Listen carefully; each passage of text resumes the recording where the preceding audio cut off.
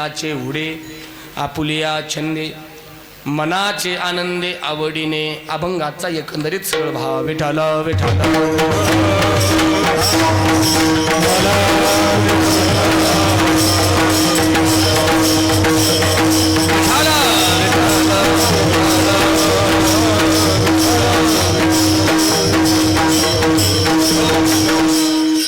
शिवीला सुरुवात करण्याअगोदर थोडासा परिहार द्यायचा, तो म्हणजे असा. मौजे वंजारवाडी या पावन भूमीमध्ये प्रतिवर्षाप्रमाणे याही वर्षी समस्त ग्रामस्थांच्या वतीने हा भव्य दिव्य अखंडाने नाम सप्ताह आणि या सप्ताहातील ग्रामस्थांच्या वतीने आणि आमचे आदरणीय परमार्थ स्नेही आमचे मृदंग सम्राट गोविंद मामाच्या वतीने आजची ही तिसऱ्या दिवसाची कीर्तनरूपी सेवा माझ्याकडे आलेली आहे. मी मनापासून भाग्यवान समजतो स्वतःला. या ठिकाणी पावन उपस्थिती ज्यांचे असे आमचे आदरणीय बाबाजी असतील, गुरुवर्य गविनाथ बाबा असतील, आमचे पानभूषीचे, आमचे बाबांची उपस्थिती आहे गोड, त्यांच्या चरणी साष्टांग प्रणिपात करतो.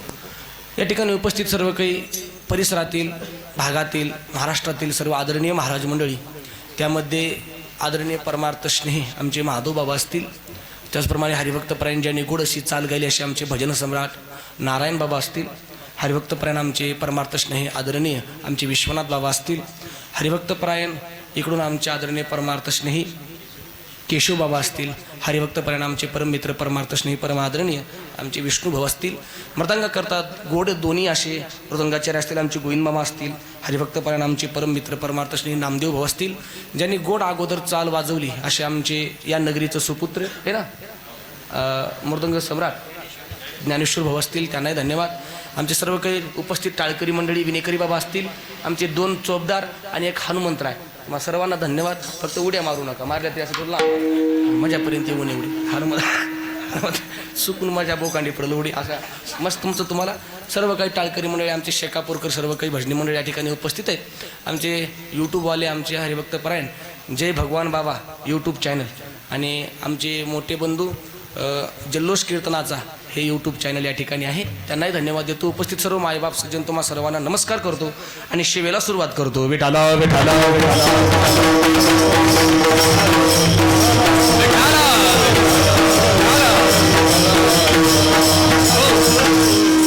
गोड अशी आमची मामाची शिष्टीमय आणि आमचे ऑपरेटर काय माधव भाऊ असतील. हा माधव भाऊ ऑपरेटर, सर्वांना धन्यवाद. आता ऐका, सेवेकरता घेतलेला अभंग तुकोबारायांचा. आजच्या अभंगातून तुकोबारा वैष्णवाच्या संघाचा आमच्या जीवनावर काही परिणाम झाला ते सांगताय.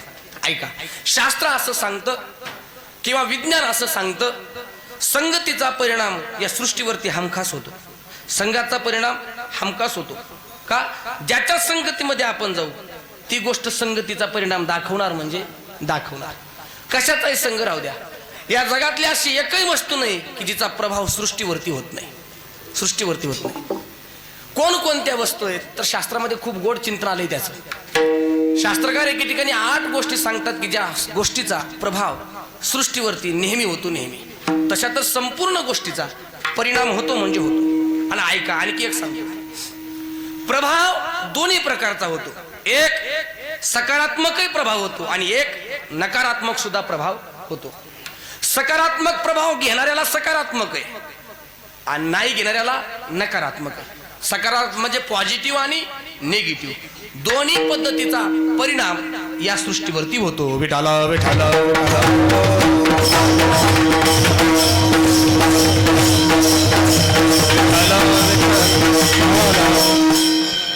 एके ठिकाणी 8 गोष्टी आलेल्या आहेत ज्याचा प्रभाव सृष्टीवरती शास्त्रकार सांगतात. ऐका, लक्ष देऊन ऐका. कोणकोणत्या आहेत? अंतुरी कस्तुरी चंद्र चंदनम च धूप दीप भूप रूप पदार्थ. किती झाले? 8 म्हणा ना. आता मी सांगितलं ना अगोदर 8 झाले. मोजा ना मोजा, पण सामना तरी 8 झाले म्हणून. परत ऐकायचं का? अंतुरी कस्तुरी चंद्र चंदनम च धूप दीप भूप रूप झाले ना 8 झाले. 8 गोष्टीचा प्रभाव.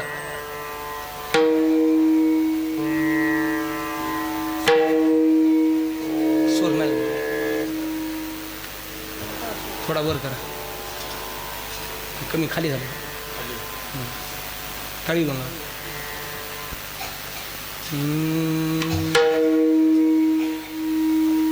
विठाल विठाल विठाल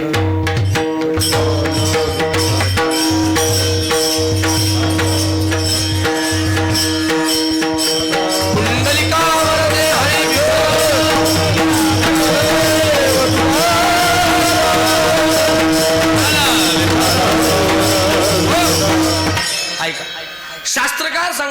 गोष्टीचा परिणाम सृष्टीवरती होतो, नक्की होतो. ऐका लक्ष. कोणकोणत्या सांगितल्या? अंतुरी, कस्तुरी, चंद्र, चंदनमच, धूप, दीप, भूप, रूप, या 8 गोष्टीचा प्रभाव होतो. आता ऐका काय काय प्रभाव होतो. अंतुरीचा प्रभाव सृष्टीवरती आहे म्हणतात शास्त्रकार. अंतुरी, अंतुरी कळते ना तुम्हाला? अंतुरी, अंतुरी हा संस्कृत शब्द आहे, संस्कृत. आता हे समजायला सगळ्यांना मेळ लागत नाही, काही असतील विद्वान त्यांना माहित आहे, पण अंतुरी शब्दाचा अर्थ आपल्याला कळत नाही. अंतुरी म्हणजे काय?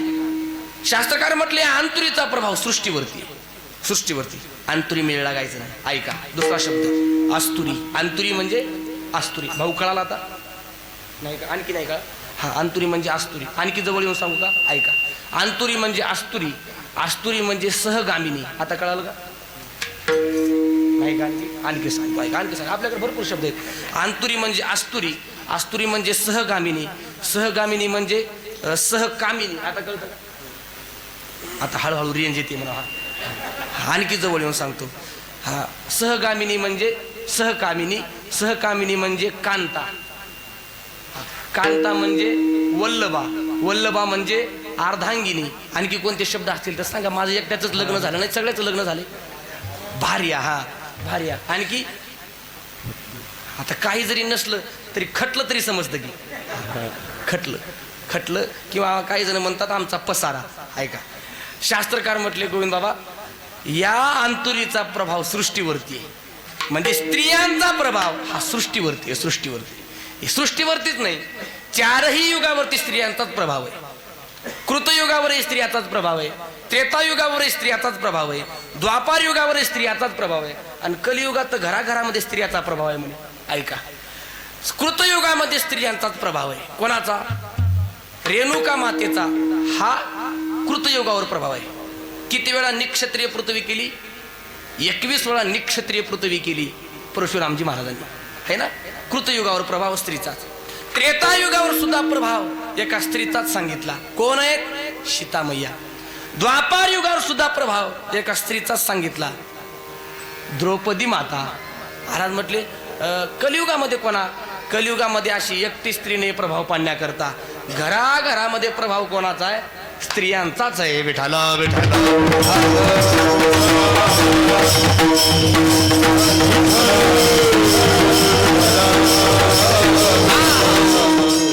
बाहेर माणूस किती मोठा असू द्या, काही असू द्या, काही किती नावाने मोठा असू द्या, काही जगात किती लांब गेलेला असू द्या, पण घरात आलं की त्याचा प्रभाव चालत नाही. हा, कोणाचा प्रभाव चालतो? बोला बोला. हा, कोणाचा? आमच्या महिला मंडळीचा प्रभाव असतो. त्यांच्याच प्रभावाखाली जगावं लागतं. त्यांच्या प्रभावाच्या बाहेर असा एकही माणूस नाही, एकही. सगळे त्यांच्या प्रभावाखाली जगतात. एक जण जेस साहेबाकडे गेला. जेस साहेब काय झालं?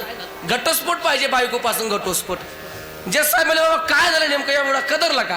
काय नाही माझा जेस साहेब, मला घटस्फोटच द्या, बाकी कोणता विषय बोलायचं नाही. झालं काय एवढं? काय सांगावं जेस साहेब? लग्नाला किती वर्ष, किती महिने झाले? लग्नाला 6 महिने झाले. 6 महिने, 6 महिन्यात घटस्फोट मागतो, असं नेमकं झालंय काय? तर म्हटलं काय सांगावं जेस साहेब? कदरून गेलोय, कदरून. का? हा, हिच्या प्रभावाखाली जगावं लागतं, प्रभावाखाली. काय? हिनं सांगल ते ऐकावं लागतं, सांगल ते. लसूण काय मलाच सोलावा लागतो, कांदे काय मलाच कापावे लागतात, फरची काय मलाच पुसून घ्यावी लागते, आणखी कपडे काय मलाच धुवावे लागतात. कदरून गेलाय जीव, कदरून. मला घटस्फोट द्या. जेस साहेब म्हटले बाळा ऐक, एवढा कदरून जाऊ नको, अशी काय लई मोठी गोष्ट नाही म्हणे ते घटस्फोट घेण्या इतकी. हा, तेवढा तुला त्रास होतो ना एवढा? लसूण सोलण्या अगोदर थोडं गरम पाण्यामध्ये भिजून घेत जा. हा, कांदा कापण्या अगोदर थोडं फ्रीजमध्ये ठेवत जा. कपडे धुण्या अगोदर थोडं सरपेक्षमध्ये भिजू घालत जा. तो म्हटला जेस साहेब माझा अर्ज मागे घ्या, माझा घटस्फोट कॅन्सल. का? माझ्यापेक्षा तुमची हालत बेकार दिसते, माझ्यापेक्षा तुमची हालत बेकार दिसते. म्हणजे तुम्हाला एवढं सगळं माहित आहे, म्हणजे तुम्हाला सुद्धा करावं लागतंय. म्हणजे जेस साहेब असला तरी कोणाच्या प्रभावाखाली जगावं लागते? स्त्रियांच्या प्रभावाखाली. आपला प्रभाव चालत नाही त्यांच्यावरती, त्यांच्या प्रभावाखाली जगावं लागतं. तिथं आपलं चालत नाही. ऐका मी बोलत नाही. सुहागन तीर्थ करणे चली, सुहागन तीर्थ करणे चली, सुहागन तीर्थ करणे चली, सुहागन तीर्थ करणे चली. पति के सर पर बोझा देकर, पति के सर पर बोझा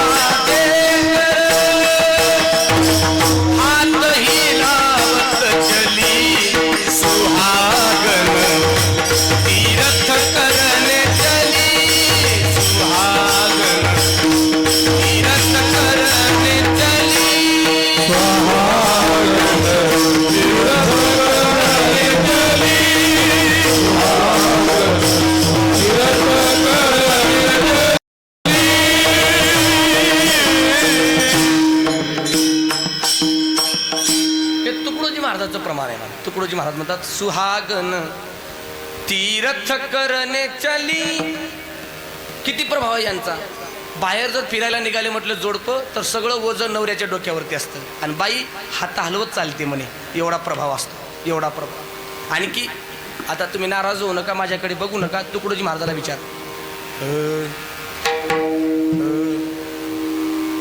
पति बेचारा बैल बना है, आप बनी है बली, सुहागन तीर्थ करने चली. सगळा प्रभाव कोणाचा आहे. शास्त्रकार म्हटले अंतुरीचा प्रभाव, स्त्रियांचा प्रभाव. आणि खरंच महाराज त्यांचा प्रभाव आहे सृष्टीवरती आहेच.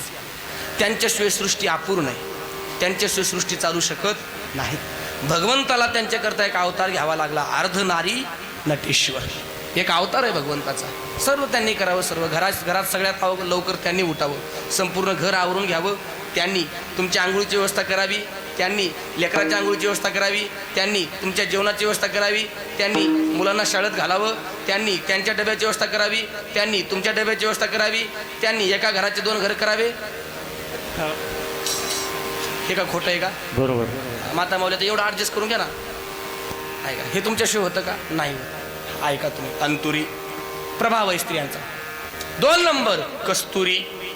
कस्तुरीचा सुद्धा सृष्टीवरती प्रभाव आहे. कस्तुरीचा सुद्धा. कस्तुरीचा काय प्रभाव आहे तर तुकोबाराय म्हटले, ज्या मातीला काहीच किंमत नाही त्या मातीवर जर कस्तुरी पडली तर ती माती सुद्धा कस्तुरी एवढी होती. काय होती तिची किंमत. कस्तुरी एवढी. तुका म्हणे माती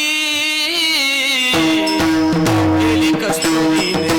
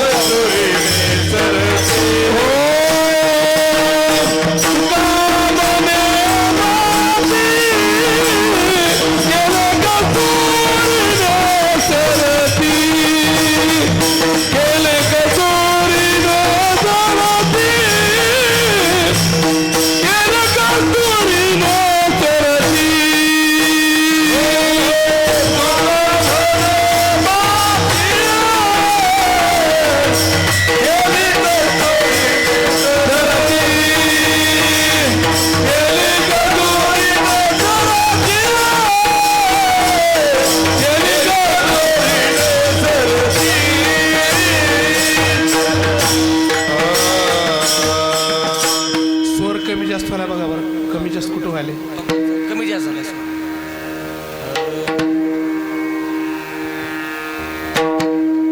थांबा की एक काय करणार आहे बरोबर.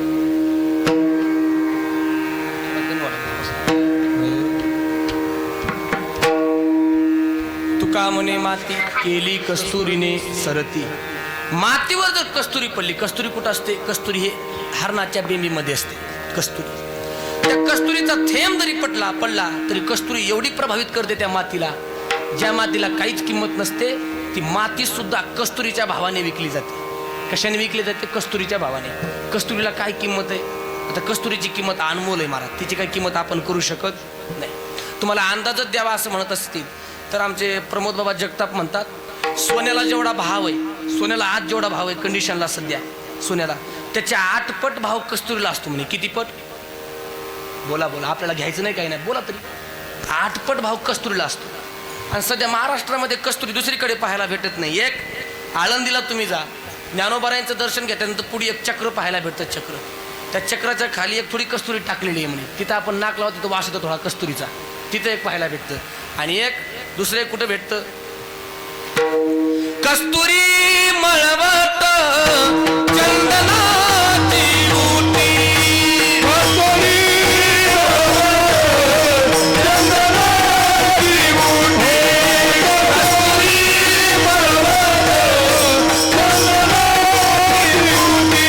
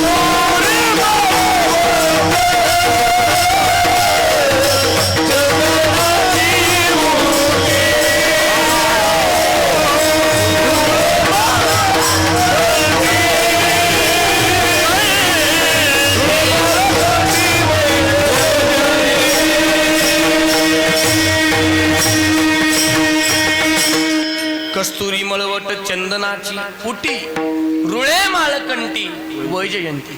कस्तुरी दोनच ठिकाणी. पंढरपूरच्या मालकाला सकाळी उठल्याबरोबर बडे जेव्हा शृंगार करतात तेव्हा भगवंताला कस्तुरीची काय लावतात? कस्तुरी मळवट आणि वर चंदनाची उटी. कस्तुरी, या कस्तुरीचा प्रभाव. माती माती काही किंमत नाही, पण बाजारामध्ये ती माती कस्तुरीचा सहवास झाला. हरणाच्या नाभीतला कस्तुरी जर आत खाली पडला थेंब तर ती माती कस्तुरीच्या भावाला विकली जाते. हा बघा, जीवनामध्ये माणसं कस्तुरीसारखे जोडावे. कोणासारखे जोडावे? कोणासारखे? कस्तुरीसारखे. तिचा सहवास झाल्याबरोबर ते तर किमतीवान आहेतच, पण त्यांचा सहवास झाल्यावर आपली किंमत वाढेल.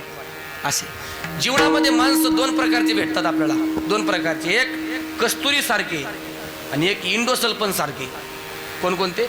एक कस्तुरी सारखे आणि एक इंडोसल्फन सारखे. कस्तुरी सोबत राहा, कस्तुरी सारख्या माणसाचा संघ गेला की आपली किंमत वाढते, ते आपल्याला फुलवतात.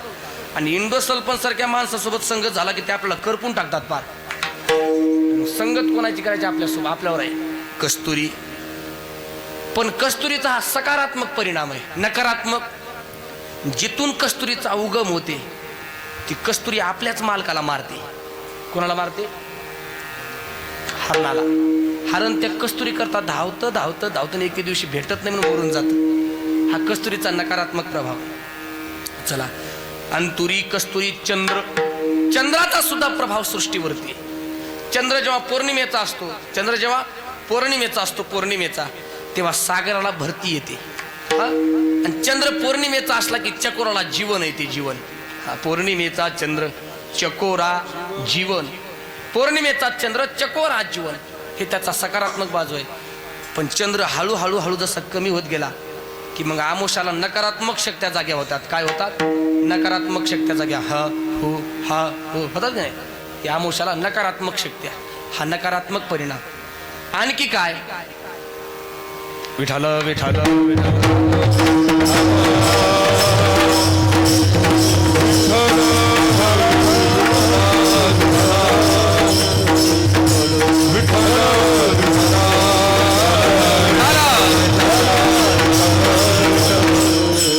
ऐका, चंद्र हा चकोराला चांगला आहे, सकारात्मक. पण एकाला सकारात्मक नाही. चोराला नावडे चांदणं. चोराला चांदणं आवडत नाही. चंद्राचा सुद्धा प्रभाव आहे. चंद्राचा सुद्धा. त्याच्यानंतर अंतुरी कस्तुरी चंद्र चंदनमच चंदन.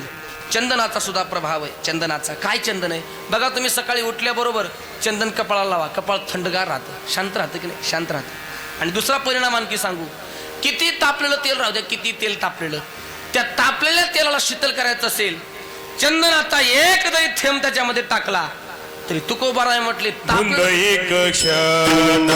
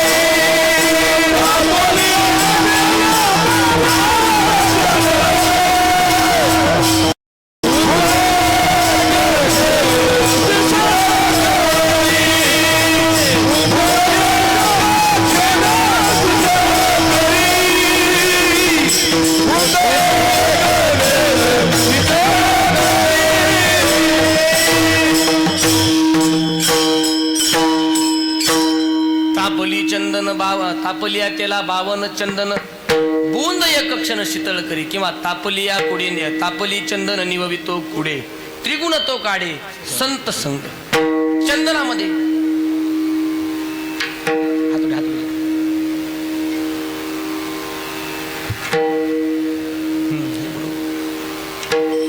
तापली चंदन निववितो कुडे त्रिगुण तो काढी संत संग. चंदनाचा हा प्रभाव.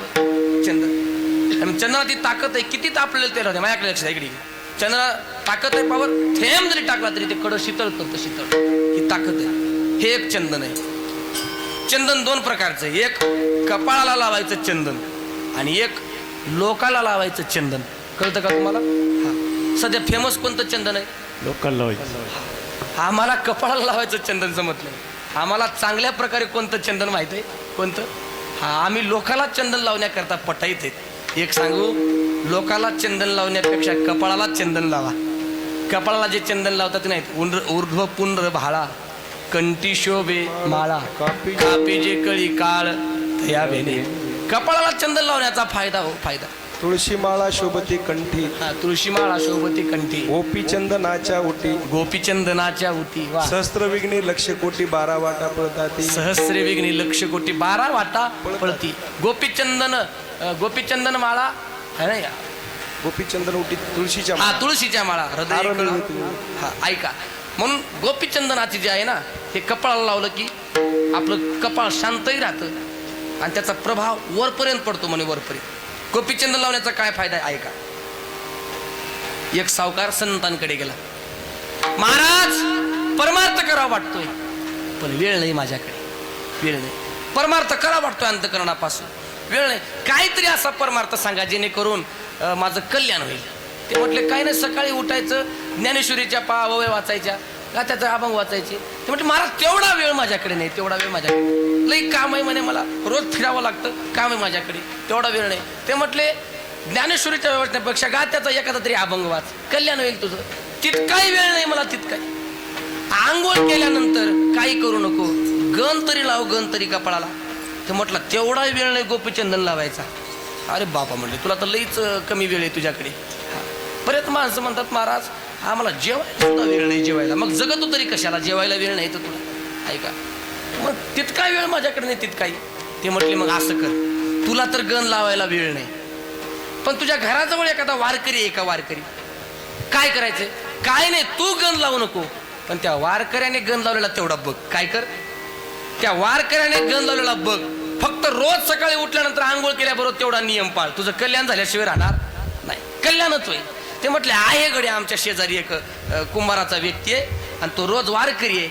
महिन्याला पंढरपूरची वारी करतो आणि तो रोज गण लावतो, कपाळाला गण लावतो. त्याचं तेवढं तोंड बघत जा. आणि त्याने ठरवलं संतांचा शब्द. संतांचा एवढा जरी शब्द असला, थोडा जरी, कल्याण करतो महाराज.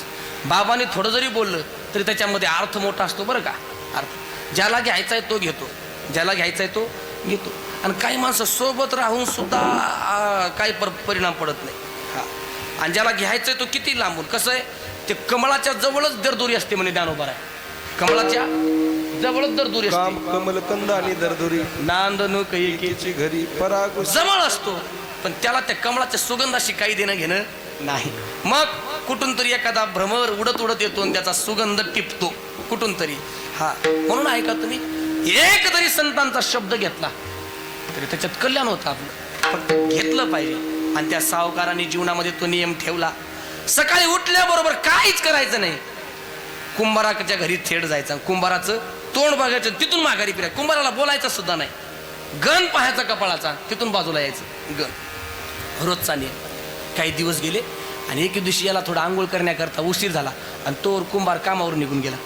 आता कुंभाराचं काय काम असतं, रोज जाऊन माती आणायचं, घरी यायचं, माती तुडवायची, त्याचे मडके घडवायचे, मडके भाजायचे आणि ते बाजारामध्ये नेऊन विकायचे. रोजचा नियम. हा आंघोळ करून गेला त्याच्या घरी. घरी गेला तर कुंभार दादा नाहीत. घरच्याला विचारलं का हो, मालक नाहीत का? ते म्हटले मालक तर गेले कामावरती. मग काय काम होतं का? नाही मला मालकाशी काम आहे. केव्हा येतील? आता ते कामावरती गेलेत, ते केव्हा येतील याची काही गॅरंटी. कुठे गेलेत ते? रोजच्या डोंगरावर गेलेत माती आणण्याकरता. किती वेळ आहे मला काही सांगता येणार नाही. आता याच्याकडे वेळ कमी, कामावर जाणारा सावकार अगोदरच. मग याने काय केलं माहिती आहे का, मी जातो म्हणे डोंगरावर, मी पाहून येतो. डोंगरावरती गेला. हा डोंगरावरती गेला, कुंभार माती खंदत होता, माती काढत होता, रोजच्या ठिकाणी माती काढत होता. आणि आज योगायोगाने झालं असं, त्यानं असं माती काढत असताना एक असा हाणला, ते काय असतो त्याच्या कुंभाराकडे काढण्याचा, तिकास असा मारला. आणि मारल्याबरोबर सावकार जायला आणि तिथं खणकुनी आवाज यायला गाठ पडली. काय आली? खणकुन्या. खणकुन्या कळतं ना? खणकुन्या वाजलं म्हणजे काय निघालं? हा, हांड्याचं बरं कळतो. हांडा निघाला, हांडा. त्याने महाराज हांडा असा बाहेर काढला, त्याच्यामध्ये सोन्याचा खजानाचा असा सोन्याच्या मोहरा त्याने पाहिलं आणि एवढ्यामध्ये ते आलं. त्यानं बघितलं नाही त्या सावकारानं हांडा सापडलेला आणि यानं तिथून कुंभाराला बघितलं, कुंभाराला आणि मोठमोठ्याने आनंद आनंद उड्या मारायला लागला. बघितलं बघितलं बघितलं काय म्हणायला लागला, बघितलं बघितलं बघितलं. कुंभार म्हणत होता कोणीतरी येऊ नये. एवढ्यामध्ये सावकार बघितलं बघितलं म्हणा, त्याने त्या सावकाराकडे बघितलं कुंभाराने. हे तर बघितलं बघितलं म्हणतोय आणि ते पळायला लागलं. ते म्हटले सावकार थांबा थांबा थांबा थांबा थांबा. ते म्हटले नाही नाही मी बघितलं आता बघितलं, चाललो गावाकडे. त्या कुंभाराला वाटलं पक्का आता गावात जाऊन हे सांगणार. ते म्हटले सावकार इकडे या, तुम्हाला अर्ध मला अर्ध, पण गावात सांगायचं. सावकार म्हटले अर्ध अर्ध नेमकी भानगड काय. सावकार तिथून माघारी आलं. ते पक्क सावकार होतं, हा ते हाडाचा सावकार. तिथून माघारी आलं आणि ते म्हटलं अर्ध अर्ध काय. काय नाही सावकार, मला हांडा सापडला आणि तुम्ही बघितलंय आणि मग याच्यातलं तुम्हाला अर्धा आणि मला अर्धा. सावकार म्हटला अरे अरे अरे अरे, संतांनी फक्त दुसऱ्याचा गण पाहण्याचा एवढा नियम दिला होता, तर या हांड्यातला मी पाहिलाय नाही, तर या हांड्यातला अर्धा भाग मला भेटतोय. मी जर गण लावला असता तर कोणता खजाना भेटला असता, दुसरा कोणता भेटला नसता, पंढरपूरचा मालक भेटला असता. असं हे तर खजाना एक दिवशी संपल, पण ते जोडिले हे न सरे धन, जोडिले हे न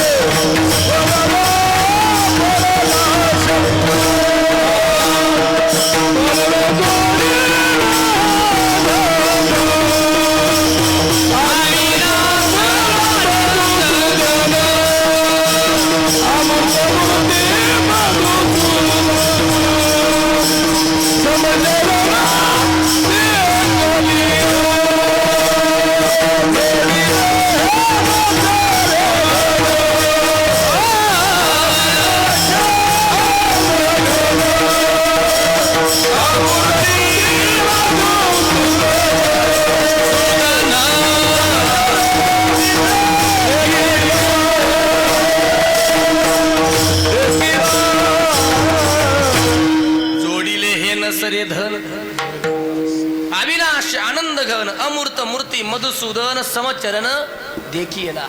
म्हणलं का लक्षात घ्या, हे गंध लावण्याचा, गंध पाहण्याचा एवढा फायदा आहे, तर गंध लावण्याचा किती फायदा आहे. आता आमच्या बाबांनी गंध लावलेला आहे गोपीचंदनाचा. हे असा ऊर्ध्व पुंड्र भाळा कंठी शोभे माळा. चंदन लावण्याचा हा प्रभाव आहे, चंदनाचा प्रभाव. चला पुढे. अंतुरी कस्तुरी चंद्र चंदनमचे धूप, धूपाचा सुद्धा प्रभाव आहे. धूप आपण अगरबत्ती लावतो की नाही, तिचाही प्रभाव आहे. भूप, भूप नावाचा रागही आहे आणि भूप नावाचा, भूप म्हणजे राजय असतो. भूप रागही आहे आणि भूप राजय असतो. असं म्हणतात जसा राजा असतो तशी प्रजा असते राजावर प्रजा ठरवलेली आहे, राजावर प्रजा. आणि म्हणून जैसा राजा वैशी प्रजा. राजा सुद्धा त्याचा सुद्धा प्रभाव असतो, राजाचा सकारात्मक आणि नकारात्मक. चला पुढे. रूप ही 8वा पदार्थ. कितवा पदार्थ आहे? 8वा. रूपाचा सुद्धा प्रभाव असतो म्हणले शास्त्रकार, रूपाचा सुद्धा. आणि खरंच आहे, आज जगामध्ये जर आपण बघितलं सध्या रूपाचाच प्रभाव आहे, रूपाचा. कुणीकडे जा, आज माणसाचा खाण्यावर तेवढा खर्च नाही, आज माणसाचा बाकी कशावर खर्च नाही. आज माणसाचा खर्च कशावर आहे? कशावर आहे? मी चांगला दिसलो पाहिजे त्याला. घरात गेलोय की कोणत्या ब्युटी पार्लर मध्ये गेलो याचाच मेळ लागायला तयार. कुणीकडे जा, सगळीकडे क्रीमाच पडल्या. आता जुन्या काळामध्ये एवढ्या काही साबणा नव्हत्या. आज घरातल्या प्रत्येक सदस्या परत साबण वेगवेगळी. का? प्रत्येकाला वाटतं मला हे सूट होते, मला ते सूट होते, ह्या साबणावर माझा चेहरा कोरडा पडतो. आणि याच्याकरता रूपावर जास्त खर्च आहे. माणसाला वाटतं मी चांगला दिसलो पाहिजे, याचा सुद्धा प्रभाव आहे. रूपाचा सुद्धा प्रभाव आहे महाराज. कसा काय? आता आपल्या इथं तसं काही तेवढं नाही, पण तुम्ही अमेरिकेमध्ये जा. अमेरिकेमध्ये आपल्यासारखं जातीचं भांडण नाही, आपल्यासारखं धर्माचं भांडण नाही. तिथं कोणाचं भांडण आहे माहिती आहे? कोणाचं भांडण आहे? काळ्या गोऱ्याचं भांडण आहे. तिथं कोणाचं आहे? वर्णीय म्हणजे श्यामवर्णीय आणि गौरवर्णीय. तिथं काय माहिती आहे का? गोऱ्या माणसाला किंमत आहे, काळ्या माणसाला किंमत कुठं? अमेरिकेमध्ये. तिथं त्याच्यावरच भांडण असतं, त्या गोष्टीवर भांडण आहे. आणि तिथं म्हणून बघा, एकच कृष्णवर्णीय प्रधानमंत्री राष्ट्रपती झाला, ते म्हणजे बराक ओबामा. बाकी कोणाला होऊ दिलं नाही, त्यांनी होऊ दिलं नाही. एखादा गोरा अपराध करताना सापडला तर त्याला तेवढी मोठी शिक्षा नाही, पण काळा जर व्यक्ती अपराध करताना सापडला अमेरिकेमध्ये त्याला चांगलं दंड भेटतो. तिथं असा भेद आहे त्या ठिकाणी. रूपाचा सुद्धा प्रभाव आहे. ह्या 8 जशा गोष्टीचा प्रभाव आहे, तसं शास्त्रकार म्हटले संगतीचा सुद्धा प्रभाव आहे. ज्या संघामध्ये आपण राहतो ती संघ तसा प्रभाव दाखवतेच. संगतीने होतो संगतीचा लाभ. जशी संगत आहे किंवा पतन उद्धार संघाचा महिमा, त्यजावी अधमा संत शिवी. म्हणून संगत कोणाची करावी तर चांगल्याची करावी. काय होतं चांगल्याची संगत केल्यानंतर?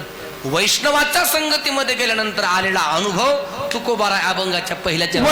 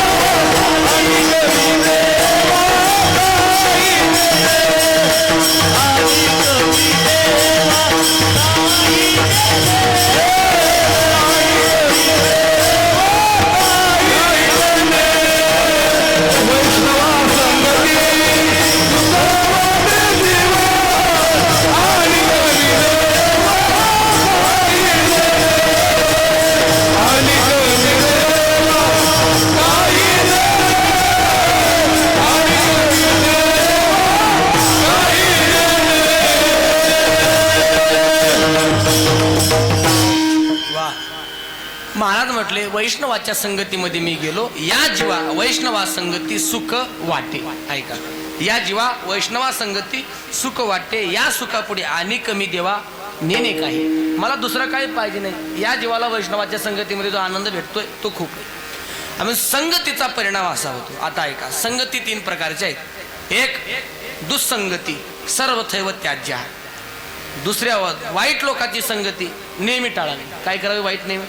संगती 3 प्रकारच्या आहेत. एक दुःसंगती, एक विसंगती आणि एक सत्संगती. हे 3 प्रकारच्या संगती. 2 संगती सोडून सत्संगतीमध्ये जीवाने जावं. संतन के संग लाग रे, तेरी अच्छी बनेगी, अच्छी बनेगी तेरी बिगड़ी बनेगी. संतन के संग लाग रे, तेरी किस्मत जगेगी. संतांच्या संगतीमध्ये जीवनाचं कल्याण होतं. दुःसंगतीने आपलं वाटोळ होतं. वाटोळ ऐका, जीवन मुक्त ज्ञानी झाली भावे पावे.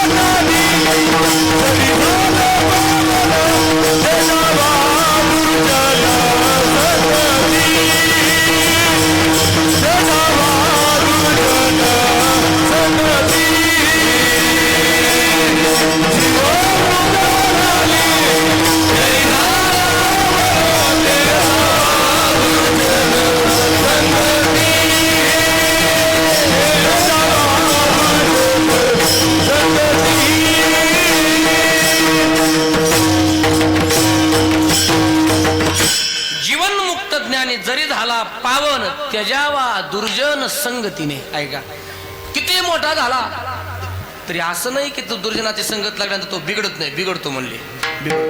हिरा आहे, हिरा. हिरा काही सामान्य नाही. ऐका, हिरा काही सामान्य नाही. हिरा कसा असतो? हिरा असा आहे म्हणे, खाली आयरन ठेवावी. आयरन हिरा कशाला म्हणतात? वरून हिरा ठेवावा आणि त्याच्यावर जोरात घन मारावा. जो हिरा घन मारल्याबरोबर फुटल तो असली हिरा. चुकलं का माझं? चुकत, मोठी माणसासमोर चुकत कधी कधी. नाही नाही नाही, जो हिरा घन मारल्याबरोबर आयरनीत घुसल तो काय असतो? असली हिरा. असली हिरा. हिरा कधी फुटत नाही, कधी फुटत नाही. पण महाराज म्हटले एवढा मोठा जरी हिरा असला, एवढा मोठा, घन मारल्यानंतर सुद्धा फुटत नाही. पण त्या हिऱ्याला एवढा ढेकणाचा काय झाला? ढेकणाचा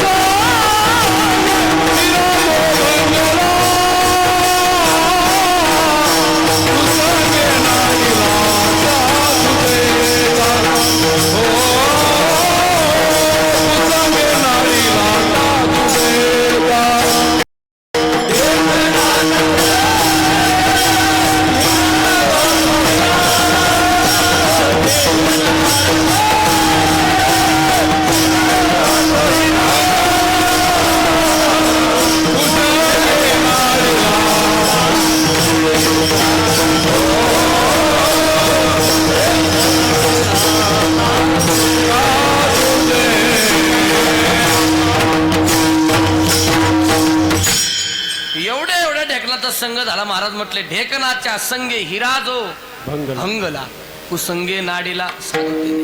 हिरा चांगला असतो, चांगला अगोदर चांगला. ढेकणाचा संग झाला की 2च महिन्यामध्ये गाव सोडून कंदारला जाऊन रूम करून राहतो. याला समजलं त्याला धन्यवाद. आता जास्त स्पष्टपणे सांगायचं कशाला. बाबा हिरा अगोदर चांगलाच राहतो, चांगला काही केल्या फुटत नाही, पण लेकराचा संघ झाल्याबरोबर काय असा परिणाम होतो, मायबाप सोडून कुठं जाऊन राहतो. हा आता स्पष्टच सांगावं लागलं मला. म्हणजे हिरा भंगतो, म्हणजे दुःसंगतीमध्ये किती चांगला माणूस राहू द्या, तो बाधित होतो म्हणजे होतो. दुःसंगत विसंगती सुद्धा टाळावी, कानडीने केला मराठा व्रता, एकाचे उत्तर एका नाही. कर्नाटकातल्या बाईनं मराठी नवरा जर केला तर दोघांचा काय मेळ लागेल म्हटले, विसंगती. आणि चुकीचा माणूस सोबत एक दुःसंगती त्यागावी. दुःसंगती ही माणसं सोबत राहून आपला कार्यक्रम करतात.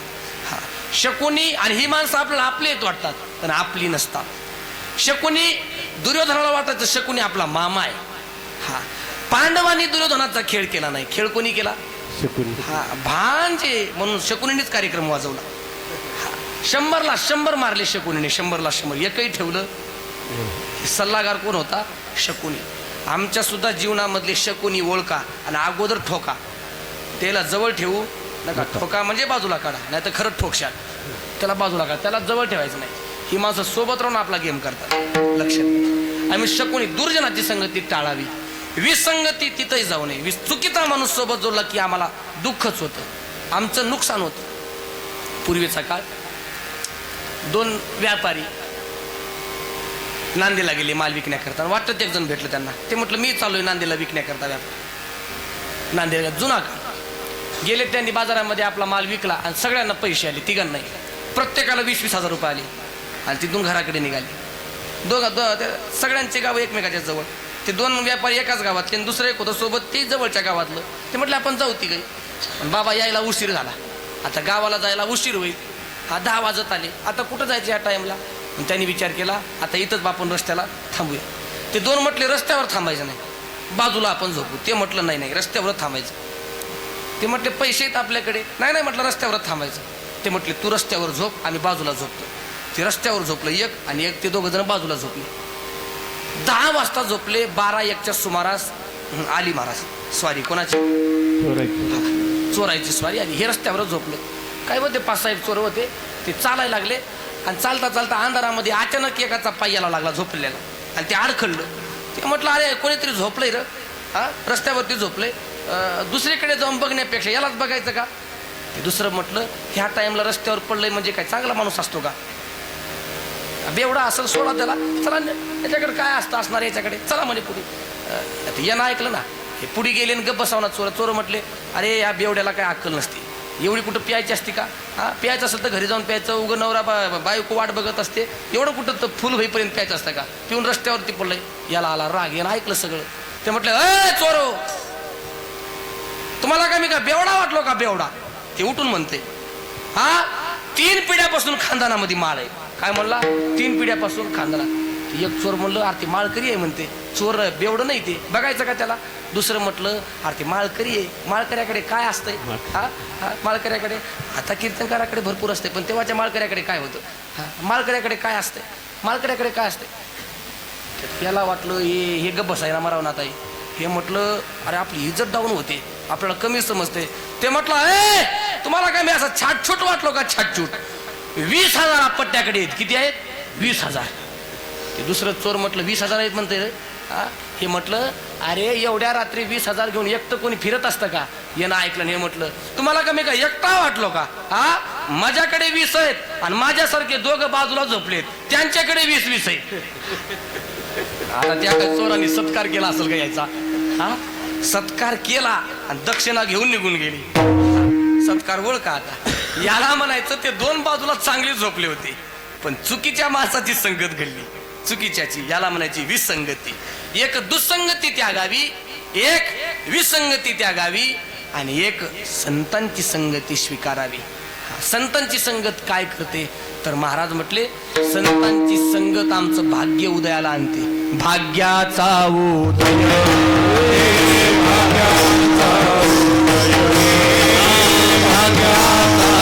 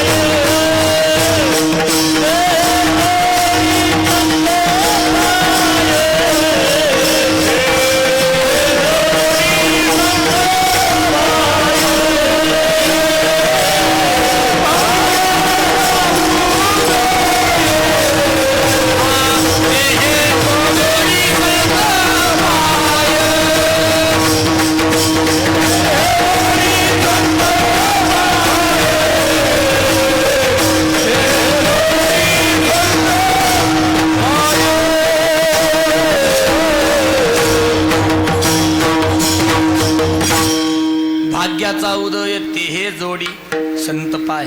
संतांच्या संगतीमध्ये आनंद आहे, आनंद का? सुखया संत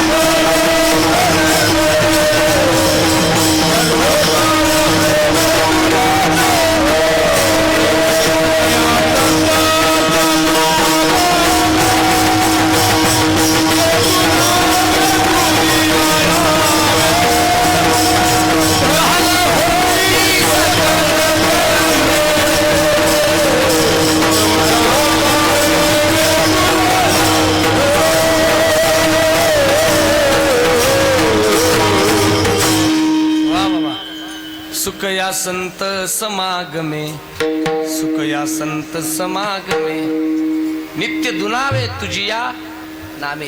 दहन होती सकळ कर्मे, सर्व काळ प्रेमे डुल्ल तसो, मनोनी नाही काही चिंता. एक लक्षात घ्या, संतांच्या संगतीमध्ये आनंद द्विगुणित होतो, आनंद वाढत असतो. ही संतांची संगत. आणि जीवाची संगत केल्यानंतर हळूहळू हळूहळू आनंद काय होतो? कमी होतो, कमी. ही जीवाची संगत. संतांच्या संगतीमध्ये आनंद आहे. किती आनंद आहे? असं आहे, देव स्वतः सुखरूप आहे. देव काय स्वतः सुखरूप आहे. सुखरूप ऐसा तुझा कोण सांगा. सुखरूप देव आहे, पण सुखरूप असणारा देव सुद्धा संतांच्या संगतीची इच्छा करतो. या सुता कारणे देव वेडावला. ओ या सुता कारणे देव वेडावला. वैष्णव सोनी संत संगती राहिला. वैकुंठ सोडोनी संत संगती राहिला.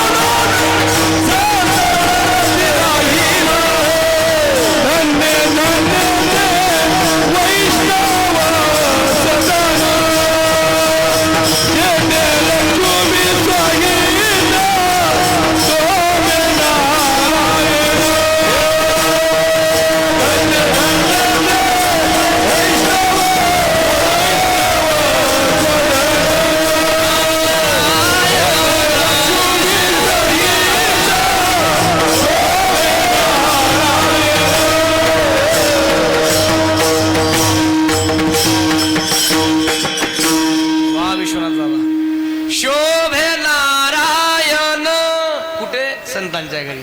हा, हे सर्व सोडून देऊन काय कमी आहे त्याला? हे सृष्टी त्याची सत्ता आहे, सृष्टीवर त्याची सत्ता आहे. शेष गणेश महेश दिनेश ज्याही निरंतर गावे, एवढी ताकद त्याची आहे. पण एवढं सुख सोडून, एवढं ऐश्वर सोडून, एवढा ॲटिट्यूड बाजूला ठेवून तिथं येऊन राहतो. संतांचं सुख वेगळे, संतांचं सुख वेगळे, संगतीमध्ये देऊन राहतो. म्हणून तुकोबाराय म्हटली, हे जीव आजपर्यंत हा जीव सुखाच्या शोधात फिरत होता. हा सुख काय, सर्व सुखाची आशा जन्म गेला, पण सुख मिळालं नाही. असं संतांच्या संगतीमधलं सुख एक वेगळं आहे. म्हणून देवा आता माझा आहे का तुम्ही? आणि कमी देवा काही नाही, काही नाही. का? याच्या समोर सगळं फिकच आहे, याची बरोबर येत नाही. हा, याच्या समोर पसाभर सुद्धा नाही, काहीच नाही. कणभर सुद्धा बाकीचं सुख नाही, कणभर सुद्धा नाही. आणि याला सोडून अनिकाची इच्छा ठेवणं म्हणजे ज्ञानोबारायांच्या ओवीसारखं काम आहे. अनिकाचे ओझे आपुले माथा घेजे, मग कान दाटीजे धनुर्धरा. याला सोडून दुसऱ्या गोष्टी घेणं, दुसऱ्या अनेक गोष्टीचं ओझं. आणि आम्ही, मला वाटतं आम्ही सगळे जीव त्याच गोष्टीचं ओझं घेऊन फिरतो, त्याच गोष्टीचं. आणि दुसऱ्या गोष्टीचं ओझं घेतलं, आहे तो आनंद सोडून दुसऱ्या गोष्टीचं ओझं घेतलं आणि काही देणं घेणं नाही, काही नाही. आम्ही उगच ते ओझं घेऊन फिरतोय, उगच ओझं नाही, नाही त्या गोष्टीचं ओझं. एक दृष्टांत आठवला, खूप गोड्या आहे का. की कोकणातली एक मुलगी मराठवाड्यामध्ये दिली, मराठवाड्यामध्ये. आणि ज्या घरी दिली त्या घरी 50 एकर जमीन, मोठं कुटुंब होतं ते. दिवाळीला परतणीला माहेरला गेली. आणि दिवाळीला गेल्यानंतर तिकडे आई एकटीच होती. भाऊ होता, भाऊ राहायचा मुंबईला. आणि इकडे कोणी नव्हतं तिला. मालक होते घरामध्ये, सासू सासरे काही नव्हते. बघूनच दिलं होतं ते सगळं काही. मग ते मालक कामाला गेला की हिला काही करमायचं नाही. दिवाळीचा सण झाला. दिवाळीचा सण झाल्यानंतर ती जेव्हा निघाली तेव्हा आई हुरहुर करायला लागली. ती म्हटली, मला काय तू गेल्यावर करमणार नाही, मला कसं तरी होतंय आणि मला सध्या आजकाल बरंही वाटत नाही. ती आई, मुलगी म्हटली, आई असं कर ना, मग तुला इथं काही करमत नाही, सध्या तुलाही बरोबर वाटत नाही. हुरहुर करण्यापेक्षा तिकडे मला कोणी सोबती नाही, मग माझ्यासोबत चल ना. तुझा मालक काय म्हणणार आहे, त्यांना काय अडचण आहे का? हा, मोठं एवढं घर आहे, मलाही बनवं लागतं, माझ्यासोबत चल. आई निघाली. सकाळी गाडीमध्ये बसले. यायला थोडा उशीर झाला. कोकणातून मराठवाड्यात यायला 5 वाजले. 5 दुपारचे 5 वाजले. मोठा वाडा, खणाचा वाडा. पूर्वीचे वाडे मोठे असायचे. हा, त्याच्यामध्ये कर्माचे मोठे मोठे वाडे ती पूर्वीची. गाडीतून उतरली खाली म्हातारी. आणि आपल्याकडे दिवाळीच्या नंतर कशा सीझन असतं? सत्याचं. हा, कशाचं? कापूस येचणीचं सीझन असतं, कापूस येचणीचं. आणि ज्या घरी दिली होती मुलगी त्याचा 50 एकर मधल्या 30 एकर मध्ये कापूस. आता 30 एकर मधला कापूस किती होतो घरी गेल्यानंतर गणित लावा त्याचं तुम्ही. इथं लावू नका. सगळीकडे कापूसच दाबून त्या घरामध्ये, सगळीकडेच कापूस. म्हातारीनं पाय ठेवला घरामध्ये. घरामध्ये पाय ठेवल्याबरोबर तिनं सगळा कापूस बघितला. आता कोकणातल्या लोकांना एवढा कापूस माहित नाही, त्यांना कापूसच माहित केवढा. वाती वळण्यापुरता कापूस त्यांना काही माहित नाही, की बाजारातून ते विकत आणायचं वाती वळण्यापुरता. म्हातारीनं कापूस पाला, जे धसकी घेतली तिनं, धाड कुणा छातीवर. बाई, एवढा कापूस, एवढ्या कापसाच्या कोण वळल वाती? काय म्हणली ती?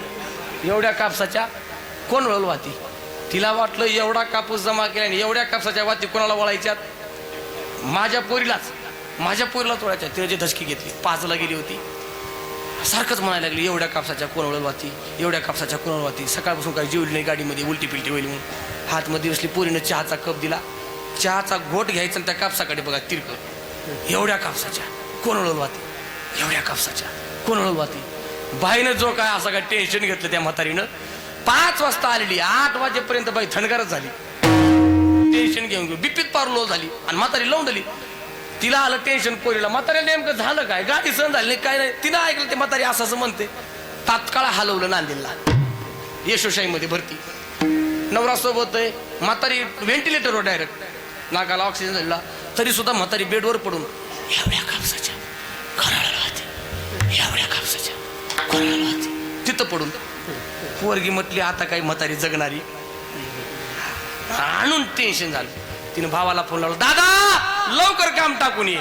म्हातारीने टेन्शन घेतलंय. म्हातारी व्हेंटिलेटरवर आहे. सकाळ आला तेव्हापासून म्हातारीचं बीपी लो झाली, व्हेंटिलेटरवर आहे. त्यानं सगळं काम टाकलं. रात्रीच गाडी धरली आणि सकाळी 10 वाजेपर्यंत तिथं आला नांदेडला, मुंबईहून नांदेडला आला. काय झालं ताई? काय नाही म्हणे, येईपर्यंत चांगली होती. मग घरामध्ये पाय टाकला आणि तिनं घरातला कापूस बघितला आणि कापूस बघितलं तेव्हापासून एकच तिनं जप सुरू केलाय. कोणता? हा कोणता बाबा? एवढ्या कापसाच्या कोणाला ती असं जे धरलंय तिनं, हा 8 वाजेपर्यंत बीपी लो झाला तिचा. एवढं धरलंय. पोरानं ओळखलं, म्हातारीला काही दुसरं झालं नाही. हिला कोणता दुसरा रोग झाला नाही म्हणला, हिला रोग झालाय कापशा रोग. कोणता? कापशा रोग. हिला दुसरा कोणता रोग झाला नाही. बाजूला म्हणे, म्हातारी आता उठवतो. त्याला सगळ्याला बाजूला केलं. त्याने दरवाजा उघडला आयुष्याचा आणि म्हातारीला आवाज जाईल तिथून. म्हातारी पाहत होती, पोरग आलं. ती म्हटली आई.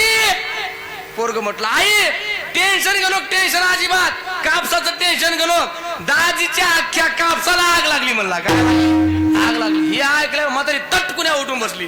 म्हटली बरं झालं पिंट्या आग लागली, नाही तर एवढ्या कापसाच्या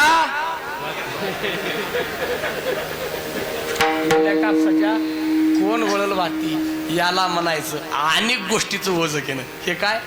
तिला काय वाती वळायच्या नाहीत, तिला काय करायचं नाही, पण नाही ते ओझं डोक्यावर घेणं कसलाच नसताना हॉस्पिटलमध्ये जावं लागतं. लक्षात घ्या. म्हणून तुकोबाराय म्हटले आणि न लगे. हे महाराज म्हटलं बाकीच्या गोष्टी नको.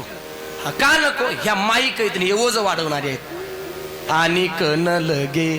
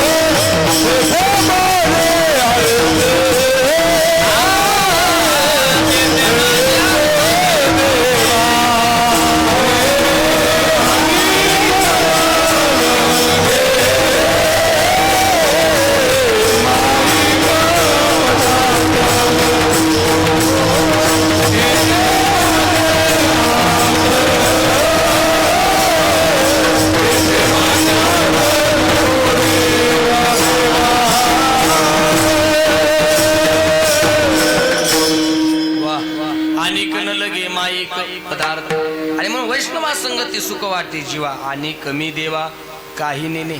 अनेक शब्दाचे भरपूर होतात. न लगे मुक्ती धनसंपदा संत संग देई सदा. हे तुकोबारायचे शब्द काय आहेत? का?